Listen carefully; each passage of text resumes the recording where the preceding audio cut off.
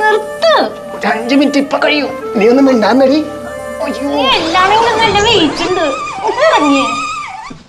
എന്തായിരിക്കും എന്ത് ഒരു പ്രമുഖൻ വാഴ്ത്തപ്പെടുമ്പോ മറ്റു പ്രമുഖരൊക്കെ ഇയാളെ സപ്പോർട്ട് ചെയ്യണ്ടല്ലോ. സിനിമ എന്ന് പറയണ്ടേ ഒരു പടക്കക്കടയെന്ന് വെക്കാം.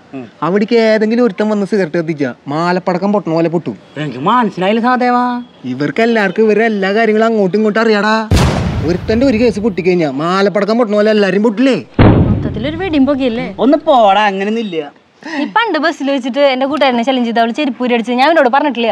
എന്റെ പ്രതിച്ഛായ പോയില്ലേ ശംഭു തട്ടുമുട്ടില്ലേ. നീ വലിയ തൊലിക്കലെ പണ്ട് അമ്മായി കെട്ടിട്ടിച്ച കാര്യം അവളത്ത് പറഞ്ഞിട്ടുണ്ടാ. നീ ചിരിക്കണ്ട. നീ ഇപ്പൊ കൊണ്ടുനടക്കണതേ നീ ഒന്നാമത്തെ ലൈനാന്ന് പറഞ്ഞിട്ട് 3ാമത്തെ ലൈനല്ലേ. ഇതാ ഞാൻ പറഞ്ഞത്. ഒരാളുടെ പൊട്ടിക്കഴിഞ്ഞാ എല്ലാം പൊട്ടും. അത് മാത്രല്ല പല വേറെ കേസുകളും എനിക്കറിയാം.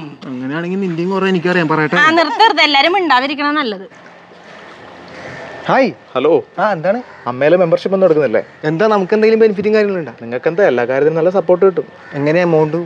അതിനിപ്പോ ഒരു 2 ലക്ഷം രൂപ വരും. 2 ലക്ഷം രൂപ റൈപ്പിന് സപ്പോർട്ട് കിട്ടാനാ? വേണ്ട ചേട്ടാ, ഞാൻ 5000 രൂപയ്ക്ക് മാനിയായിട്ട് ചെയ്തോണ്ട്. ഈ വെല്ലിമ്മയുടെ സംഘടന എനിക്ക് വേണ്ട സപ്പോർട്ടും. ശരിട്ടാ. അമ്മേ മഹാമായ എന്റെ ഭർത്താവ് ഈ ലിസ്റ്റിലുണ്ടാവില്ലേ. ലിസ്റ്റ് ഇയാള് നാട്ടിൽ ചൂലം കെട്ടിക്കോളാം. എന്റെ ഭർത്താവ് ഇതിൽ പെടല്ലോ. അയ്യോ പെട്ടു.